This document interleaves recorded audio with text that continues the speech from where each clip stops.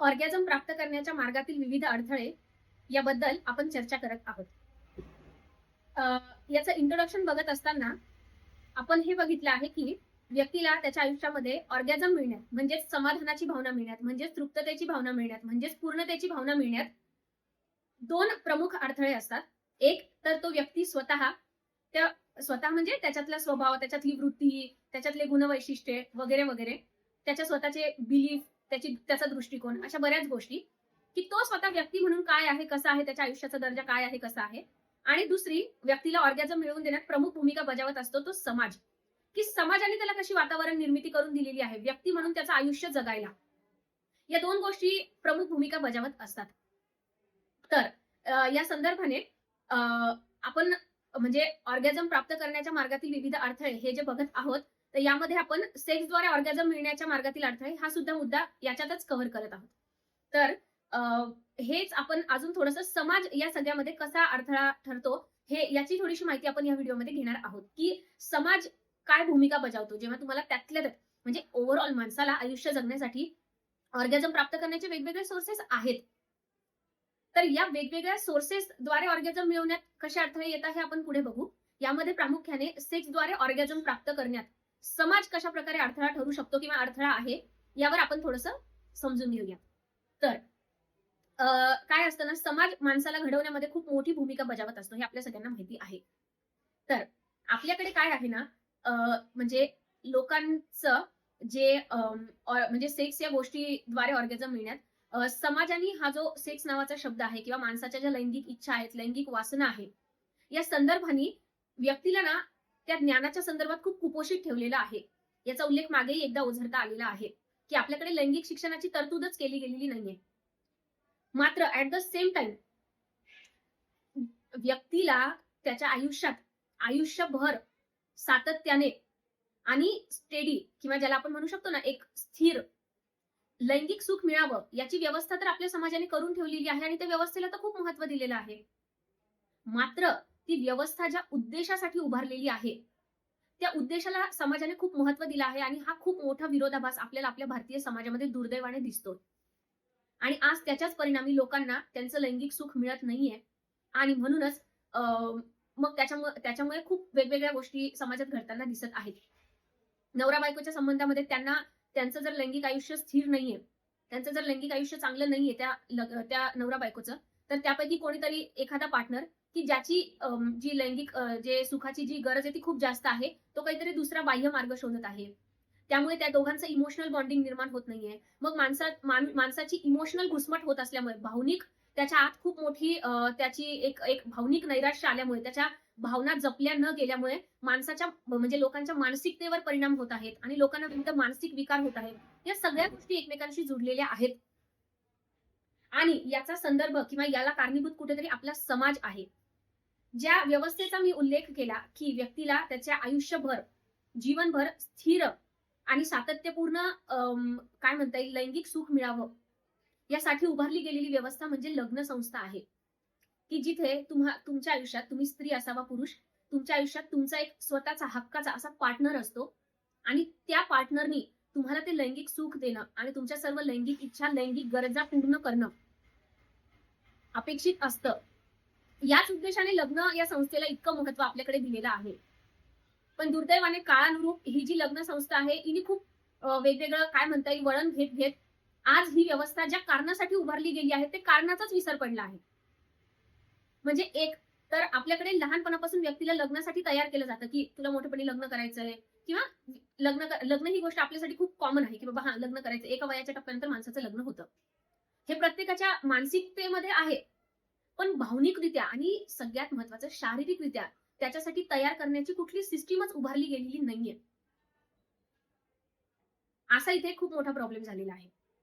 त्यामुळे मी तुम्हाला परत एकदा कळकळीने सांगते, की तुमचं जर लग्न झालेलं असेल किंवा लग्न होणार असेल, अर्थात लग्न करायची इच्छा प्रत्येकालाच असते. जर नसेल तर त्याच्यामागे त्याचे वैयक्तिक कारणं असतात. ते आपण नंतर बघू. पण लग्न करून आपल्या पार्टनरद्वारे शरीर सुख मिळवण्याची इच्छा प्रत्येकालाच असते. कारण ती आपली एक मूलभूत गरज आहे. त्याला नाकारण्यात काहीही अर्थ नाही.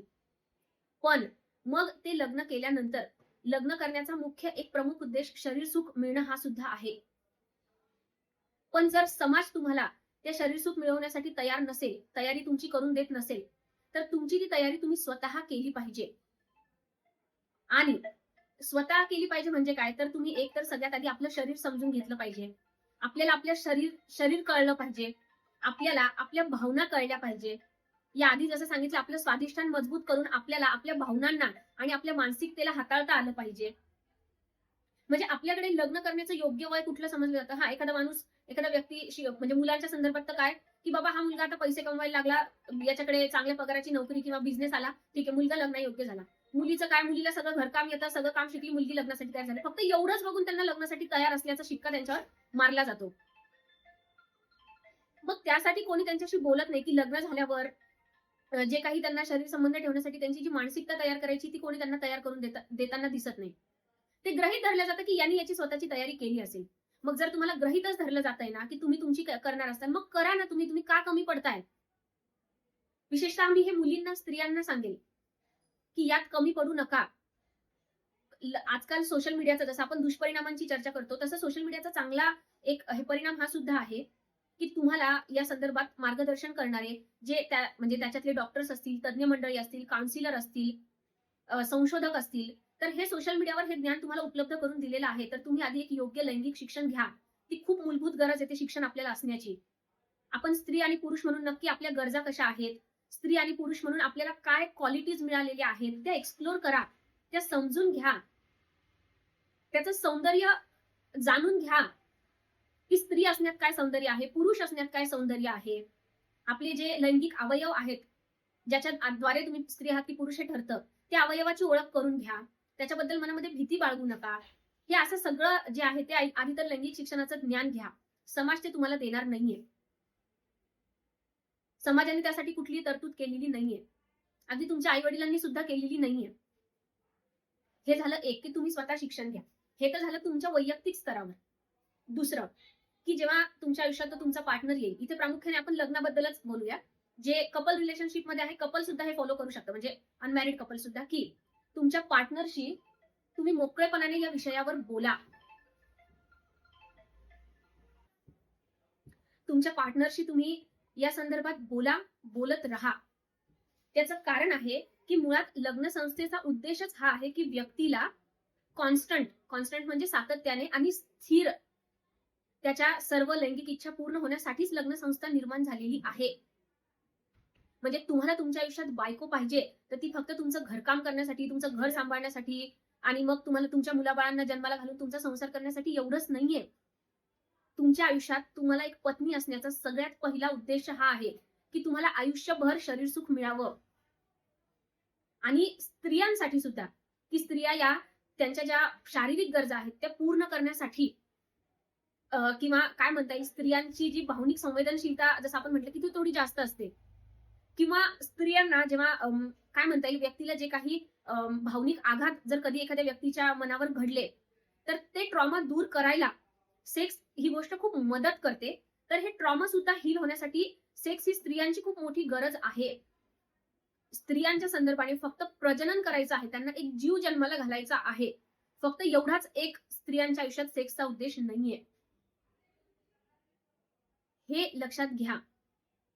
आणि तुमच्या संसाराचा पाया, मग तुम्ही स्त्री असो वा पुरुष, संसाराचा जो मूळ पाया आहे ना, तो एकमेकांसोबतचे चांगले, ज्याला आपण सुदृढ म्हणू शकू, बळकट म्हणू शकू, सुखद, हा शब्द पण जास्त महत्वाचा आहे. सुखद म्हणजेच कम्फर्टेबल आणि म्युच्युअल कन्सेंट म्हणजे परस्परांची सहमती.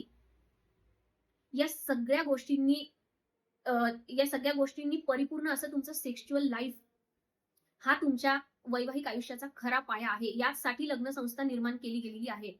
नाहीतर लेकरच जन्माला घालायचे ना, तर ते बिना लग्नाचे पण घालता येतात. त्याच्यासाठी लग्नच करण्याची गरज नाहीये. संसारच करायचा आहे ना, लग्न करायची काय गरज? त्या स्त्रीला आपण आपल्या घरी आणू शकतो का? आपल्या घरात कामाला बाया नसतात का? बाकी हे बघा, तुमच्या आयुष्यातली प्रत्येक गोष्ट रिप्लेस करायला तुम्हाला जागा आहे. तुम्हाला मूल नसेल ना, तर तुम्ही अडॉप्ट करू शकता. आजकाल तर सरोगेट सुद्धा करू शकता. म्हणजे भाड्याने सुद्धा गर्भाशय घेऊन तुम्ही मूल तुमचं स्वतःचं जन्माला घालू शकता. तुमच्या आयुष्यात बाकी सगळ्या गोष्टी रिप्लेस होतील. पण तुम्हाला लैंगिक सुख जे आहे ना, ते फक्त तुमची हक्काची बायको किंवा नवराच देऊ शकेल. त्याला काहीही रिप्लेसमेंट नाहीये. आणि दुर्दैवाने जेव्हा लोक त्याला रिप्लेसमेंट शोधायला जात आहेत ना, तेव्हा त्यांच्या आयुष्यातल्या अडचणी जास्त वाढत आहेत. हे सगळं लक्षात घ्या, की लोक एवढीच एक गोष्ट रिप्लेस करतायत. म्हणजे मी न्यूमरोलॉजिस्ट म्हणून काउन्सिलिंग करताना बघते, की जे काय म्हणता येईल आयटी सेक्टर मधले लोक आहेत ना, तर ते सांगतात, की नवरा-बायकोचं सगळं उत्तम सुरू आहे. की ती बायको घरातल्या सगळ्या जबाबदाऱ्या करते, ती नोकरी करते, तिला चांगल्या पगाराची नोकरी आहे, दोघं मिळून इन्व्हेस्टमेंट करतात, दोघांनी मिळून एवढ्या-एवढ्या कोटी रुपयांचा असा-असा लॅविश फ्लॅट घेतला, घरात असं फर्निचर घेतलं, ही कार घेतली, ह्या ड्रीम व्हॅकेशनला जातात. सगळे नवरा-बायको म्हणून एकमेकांच्या गरजा पूर्ण करतायत. जगाच्या तुलनेत ते आयडियल कपल आहेत. पण दोघांचे बाहेर अफेअर आहे. कारण त्यांची लैंगिक गरज त्यांची ती पार्टनर पूर्ण करत नाहीये. मग अशा लग्नाचा अर्थ काय आहे? मग अशा सोबत राहण्याचा अर्थ काय आहे? आणि मग त्याने लोकांना खूप जास्त मानसिक दबाव त्यांच्यावर येतो आहे. कारण तुम्हाला चोरून छुपून म्हणजे काय म्हणता येईल छुप्या पद्धतीने एखादी गोष्ट करायची ना, तर माणसाच्या डोक्यात ना सतत एक भीतीची टांगती तलवार असते. आणि मग तुम्ही आयुष्यात काहीच एन्जॉय करू शकत नाही. तुमच्या डोक्यावर तुम्ही सतत एक टांगती तलवार ठेवली ना, तर तुमचं आयुष्य जगणं किंवा आयुष्यात कुठलीही गोष्ट एन्जॉय करणं तुम्हाला अवघड होऊन जातं. आणि हेच मग त्या ते जे काय म्हणता येईल विवाहबाह्य संबंधामध्ये एक्झॅक्टली हेच घडताना दिसत आहे. आणि म्हणून लोकांच्या आयुष्यात सगळं काही असून पण सगळं काही नसल्यासारखं त्यांचं आयुष्य रिकामं-रिकामं झालं आहे. मग त्यांना एकटेपणा वाटतो, मग त्यांना निगेटिव्ह वाटतं. मग त्यांच्या मनामध्ये असुरक्षिततेची भावना निर्माण होते. अशा सगळ्या सगळ्या प्रकारचे आणि मग कारण का कुठेतरी तुमची मानसिकता खराब झाली, तुमची इमोशनल संतुलितपणा खराब झाला, तुमचे रिलेशनशिप जगासोबत बिघडायला लागले, की त्याचा परिणाम तुमच्या आरोग्यावर होतो आणि मग लोकांना लहान वयामध्ये बीपी, थायरॉइड, स्त्रियांच्या बाबतीत तर थायरॉइड जास्त होतात, पुरुषांना बीपी जास्त होतीये, पुरुषांना हृदयरोग जास्त होत आहे, की लहान वयात लोकांची हृदयावर ताण येऊन त्यांची अँजिओप्लास्टी होतीये. हे सगळे मग जे आहे ना, ते शरीराद्वारे हे सगळे ट्रॉमा बाहेर पडत आहेत.